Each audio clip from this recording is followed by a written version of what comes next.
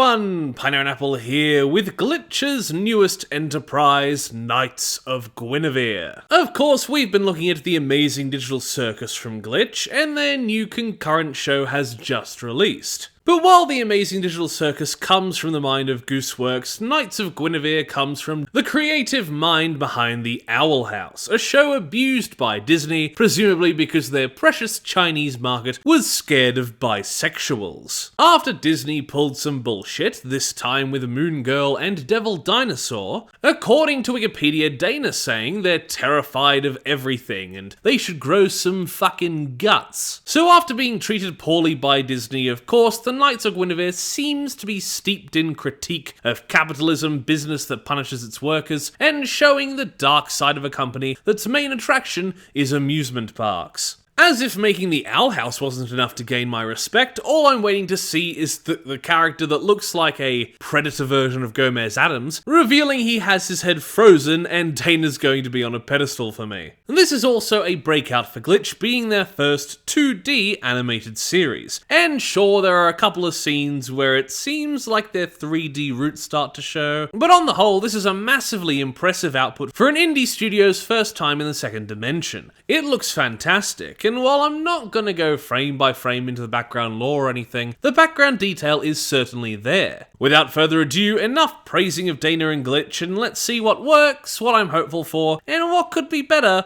with Knights of Guinevere. The episode starts with a voiceover telling us about a trapped princess, initially framing this little girl, Olivia, as the princess. But as her father, Orville, shows her their grand park, giving her a very everything the light touches type speech, the real princess of the analogy, the constantly tortured android Guinevere, decides to get the hell out of Dodge, searching for her knights to protect her. And if this little bitch was leading me by the intestines, I'd do the same. Olivia claims to her father she'll once again fix Guinevere once she's found, implying a terrible cycle that will only get worse later in the episode. And I appreciate that, much like the amazing digital circus, although to a high degree here, the meeting of light-hearted whimsy and horrific implications in tone that these shows hit. Guinevere and her variants are played by pretty popular actress Eden Rigel, who was actually in the Owl House playing Boscha, and although is not in a lot of this episode or having a very iconic or recognizable voice to me, certainly makes an impression. We get a compilation to music, what I thought was an intro, but we don't really seem to get a title card here. Instead, we see schematics, an older Olivia once again with Guinevere, adverts, merchandise,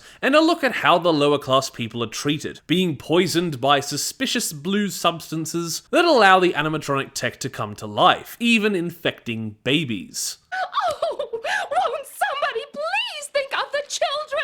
We get introduced to our two main characters, Frankie and Andy, as kids, in this more artistic and dialogueless sequence, trying and failing to win a Guinevere plush, but coming upon the princess herself, or one of the variants, helping them out, and Guinevere earnestly thanking them when they fix one of her glitching fingers. A nice parallel established early on is that Olivia, in fixing Guinevere, seems to be torturing more than helping, whereas when Frankie and Andy help, they get assistance and thanks. Years later, Frankie and Andy are still together, Andy working as an engineer for the parks, discriminated against by the lower class, and Frankie working on a boat, picking up the park's refuse for reuse.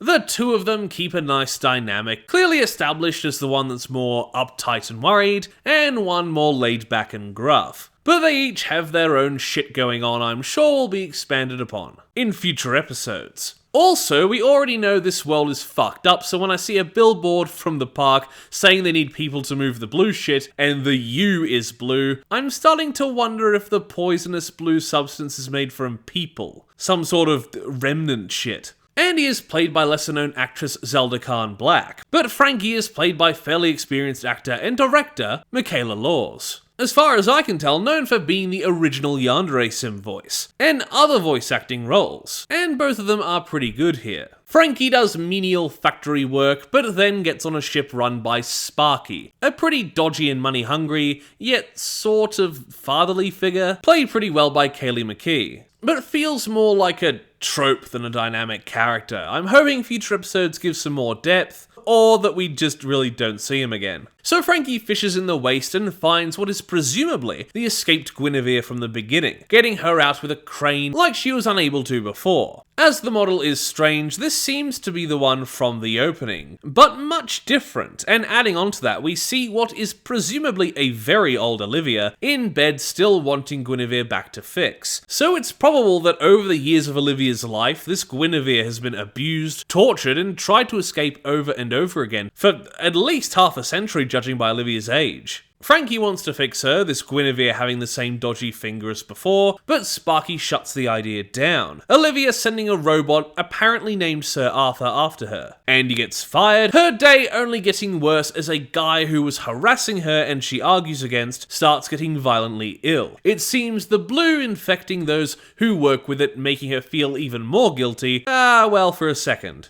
Sorry. Hope you feel better. But also, fuck you!